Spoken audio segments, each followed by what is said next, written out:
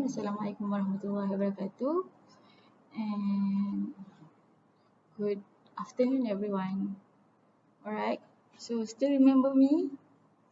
Okay, so due to this pandemic COVID-19, so we have to do an online class.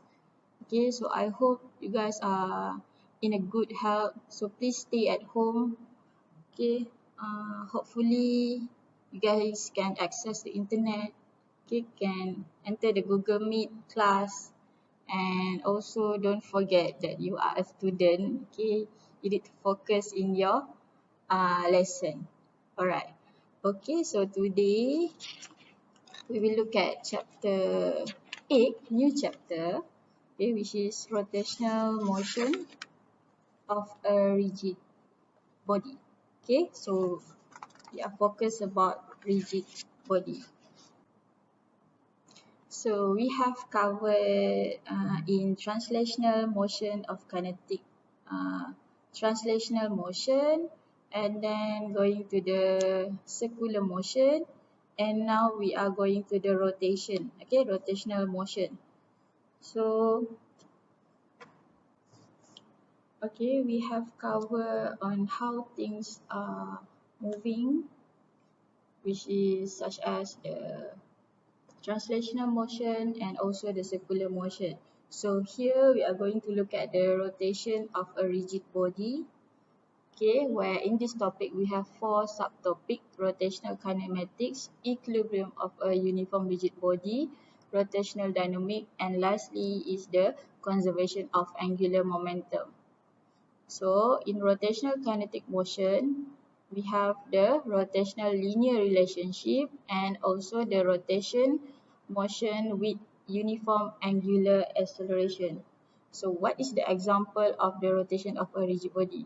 So the example can be the spin of the football. Okay, basically it is no different with the linear motion, where it still involves the position, the velocity, and also the acceleration of the ball. But still, okay, we need to consider the rotation of the ball. So what is the relationship between the translational linear motion with the rotational linear motion?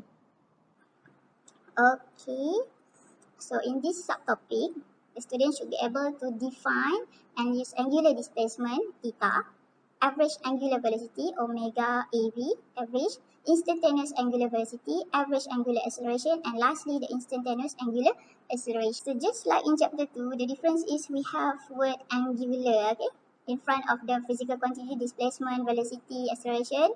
Okay, we have angular. Okay, that means the object is moving in rotational kinetic motion. Okay, B. Relate parameters in rotational motion with their corresponding. Okay, firstly, 8.1. Angular displacement. So it is defined as an angle through which a point or line has been rotated in a specified direction about a specific axis. The SI unit is radian. Okay, so we have figure 8.1 shows a point P. So we have point P, it is rotating on a compact disc CD.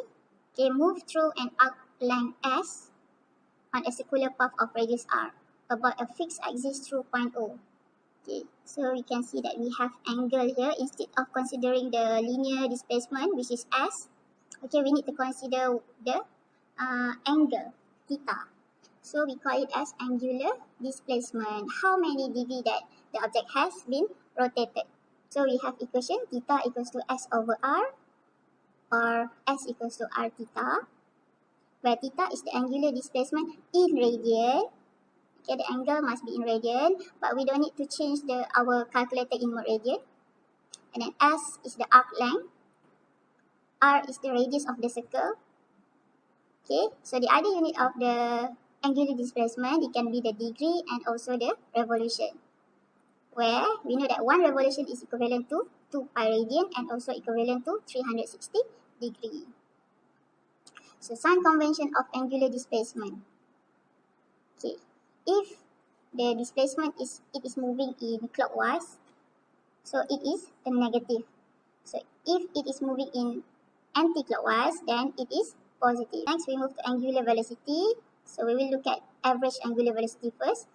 So still remember what is the formula for average velocity, where it is equals to S final minus S initial over delta T. So that same goes with the angular velocity. So we write it as omega AV. So this is defined as the rate of change of angular displacement, where the equation is equals to theta 2 minus theta 1, or the simplest one or the easiest one to understand is theta final minus theta initial over delta T, where theta 2 is the final angular displacement in radian, theta 1 is the initial angular displacement in radian, and delta T is the time interval. Next is instantaneous angular velocity. It is focused at one point, okay, at one time or one position only. So that is instantaneous angular velocity. So it's defined as the instantaneous rate of change of angular displacement, where it is equals to omega equals to d theta over dt. So it is a vector quantity. The unit is radian per second. Okay, other than that, it can be the revolution per minute, revolution per second. So conversion factor, so we can use the cross multiply method. So 1 RPM is equivalent to revolution, so 2 pi over minute is 60. 2 pi over 60 radian per second. Okay, not every part of a rotating rigid body has the same angular velocity. Okay, so what is the direction of angular velocity?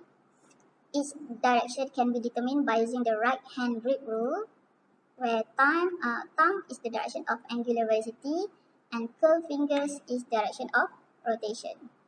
So this one is a anti-clockwise.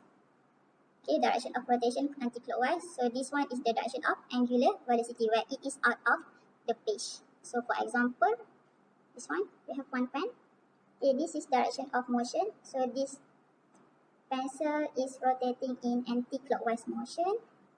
So this is the direction of motion, and this is the direction of omega, okay, angular velocity. Second one, opposite. Okay, next we move to angular acceleration.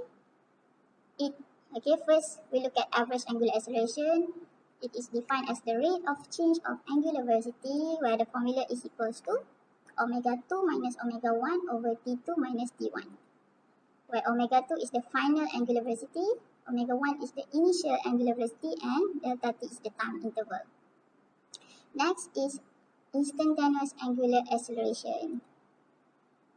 Okay, where it is defined as the instantaneous rate of change of angular velocity, alpha is equals to d omega over dt. So it is a vector quantity. The unit is radian per second squared.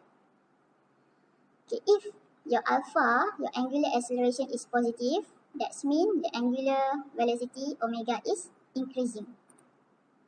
If you get your alpha or angular acceleration negative, then the angular velocity is decreasing. So how about the direction? So if it is positive, that means the rotation is speeding up. Alpha and omega is in the same direction. If the rotation is slowing down, alpha and omega have the opposite direction as shown in figure. Okay, direction of omega is out of the page and direction of alpha is into the page. So now, okay, we need to relate the relationship between the linear velocity and the angular velocity. So when a rigid body is rotates about rotation axis O, every particle in the body moves in circle as shown in figure. Okay, so we have one rigid body here. So we know that the direction of V, the linear velocity, is tangential to the motion. Point P move in a circle radius R with the tangential velocity. Okay, before that, omega. Okay, we know that the direction of linear velocity is always tangential to the motion. So this is direction of V. How about omega? Omega is going anti-clockwise. So we can get V equals to ds over dt, where s is equals to r theta. Okay, substitute your s with r theta, and then we differentiate into t. We get V equals to r omega. So the direction of linear tangential velocity always tangent to the circular path. So every particle on the rigid body has the same angular speed, okay, magnitude of angular velocity, but the tangential speed is not the same because the radius r of the circle is changing depends on the position of the particle. So omega is constant, but v is depends on r. Now we look at the relationship between tangential acceleration at and angular acceleration alpha. If the rigid body is gaining the angular speed, then the tangential velocity of a particle also increasing. Thus, two components of acceleration are occurred as shown in figure. So we will get AC here, the circular centripetal acceleration AC, okay, and also the tangential acceleration. So akan dapat A here, since we have two A, AT and AC. So you know that AT equals to dV over dt, where your V is equals to R omega. So your AT will be equals to R alpha. Okay, but AC, okay, remember in circular motion, AC is equals to V squared over R, or equals to R omega squared, or equals to V omega. So to get the acceleration, okay, we can use the formula. What is this? The magnitude formula of acceleration, where AT square plus AC square, and then set the vector sum of centripetal and tangential acceleration of particle in a rotating body is the resultant linear acceleration A. It's given by this equation. Rotational motion with uniform angular acceleration. So this table shows the symbol used in linear and rotational kinematics. So in linear motion, the position, we call it as S. In rotational motion, we call it as theta. Okay, this is the displacement quantity. Next, we have U. In rotational motion, we will have omega naught. The quantity is initial velocity. Next, we have V and omega. This one is a velocity, final velocity. And then A and alpha. Acceleration, T. Okay, so table 8.2 shows the analogy of linear motion with rotational motion parameters. So linear motion and rotational motion, A constant, alpha constant, V equals to U plus AT, so that it will become omega equals to omega naught plus alpha T. And we have Sutard equation, just substitute S with theta, U with omega naught, alpha with A with alpha. Lastly, next we have Wu-As. Okay, so this is the analogy of linear motion with rotational motion parameters. And the last learning outcome for this subtopic is solve problem related to rotational motion with constant angular acceleration. So for example, saya akan bagi in the next video. Okay, so basically this subtopic is the same with the chapter 2. The difference is we need to consider the angle of the rotation. Okay, that's all for this subtopic. Thank you guys. Bye. Assalamualaikum.